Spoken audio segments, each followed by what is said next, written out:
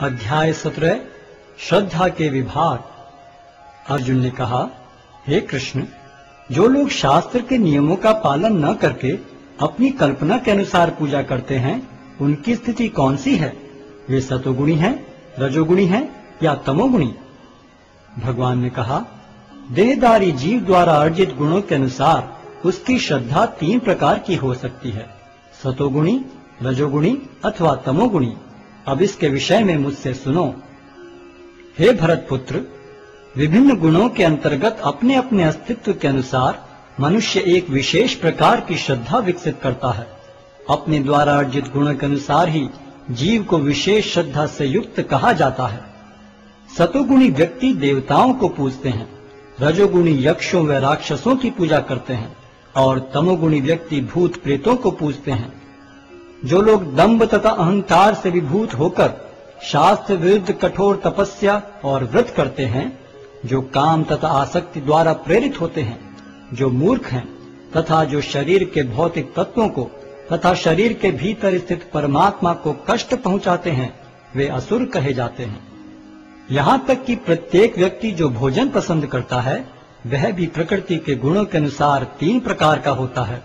यही बात यज्ञ, तपस्या तथा दान के लिए भी सत्य है। अब उनके भेदों के विषय में सुनो। जो भोजन सात्विक व्यक्तियों को प्रिय होता है, वह आयु बढ़ाने वाला, जीवन को शुद्ध करने वाला तथा बल, स्वास्थ्य, सुख तथा तृप्ति प्रदान करने वाला होता है। अत्यधिक तिक्त, खट्टे, नमकीन, गरम, चटपटे, शुष्क तथा जलन उत्पन्न करने वाले भोजन रजोगुणी व्यक्तियों को प्रिय होते हैं। ऐसे भोजन दुख, शोक तथा रोग उत्पन्न करने वाले हैं। खाने से 3 घंटे पूर्व पकाया गया, स्वादहीन, वियोजित एवं सड़ा, झूठा तथा अस्पृश वस्तुओं से युक्त भोजन उन लोगों को प्रिय होता है जो तामसी होते हैं। यज्ञों में वही यज्ञ सात्विक होता है जो शास्त्र के निर्देशानुसार कर्तव्य समझकर उन लोगों के द्वारा किया जाता है जो फल की इच्छा नहीं करते। लेकिन हे भरतश्रेष्ठ, जो यज्ञ किसी भौतिक लाभ के लिए या गर्ववश किया जाता है, उसे तुम राजसी जानो।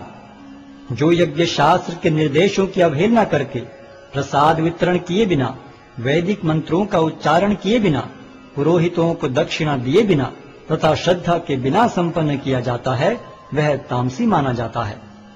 परमेश्वर, ब्राह्मणों, गुरु, माता पिता जैसे गुरुजनों की पूजा करना तथा पवित्रता, सरलता, ब्रह्मचर्य और अहिंसा ही शारीरिक तपस्या है। सच्चे, भाने वाले, हितकर तथा अन्यों को शुद्ध न करने वाले वाक्य बोलना और वैदिक साहित्य का नियमित पारायण करना, यही वाणी की तपस्या है। तथा संतोष, सरलता, गंभीरता, आत्मसंयम एवं जीवन की शुद्धि, ये मन की तपस्याएं हैं।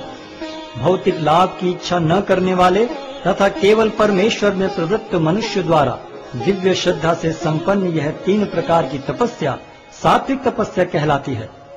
जो तपस्या दंभ पूर्वक तथा सम्मान, सत्कार एवं पूजा कराने के लिए संपन्न की जाती है, वह राजसी कहलाती है।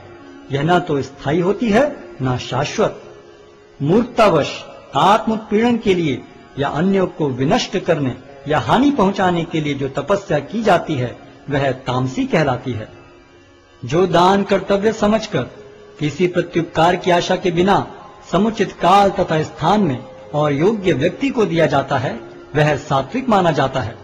किंतु जो दान प्रत्युपकार की भावना से या कर्म फल की इच्छा से या अनिच्छा पूर्वक किया जाता है, वह रजोगुणी कहलाता है। तथा जो दान किसी अपवित्र स्थान में, अनुचित समय में, किसी अयोग्य व्यक्ति को या बिना समुचित ध्यान तथा आदर से दिया जाता है, वह तामसी कहलाता है। सृष्टि के आदिकाल से ओम तत्सत ये 3 शब्द पर ब्रह्म को सूचित करने के लिए प्रयुक्त किए जाते रहे हैं। ये तीनों सांकेतिक अभिव्यक्तियां ब्राह्मणों द्वारा वैदिक मंत्रों का उच्चारण करते समय तथा ब्रह्म को संतुष्ट करने के लिए यज्ञों के समय प्रयुक्त होती थीं। अतएव योगी जन ब्रह्म की प्राप्ति के लिए शास्त्रीय विधि के अनुसार यज्ञ, दान तथा तप की समस्त क्रियाओं का शुभारंभ सदैव ओम से करते हैं। मनुष्य को चाहिए कि कर्म फल की इच्छा किए बिना विविध प्रकार के यज्ञ, तप तथा दान को तत् शब्द कहकर संपन्न करे ऐसी दिव्य क्रियाओं का उद्देश्य भव बंधन से मुक्त होना है। परम सत्य भक्ति में यज्ञ का लक्ष्य है और उसे सत शब्द से अभिहित किया जाता है। हे प्रथापुत्र, ऐसे यज्ञ का संपन्न करता भी सत कहलाता है। जिस प्रकार यज्ञ, तप तथा दान के सारे कर्म भी जो परम पुरुष को प्रसन्न करने के लिए संपन्न किए जाते हैं, सत हैं। हे पार्थ, श्रद्धा के बिना यज्ञ, दान या तप के रूप में जो भी किया जाता है वह नश्वर है, वह असत कहलाता है और इस जन्म तथा अगले जन्म दोनों में ही व्यर्थ जाता है।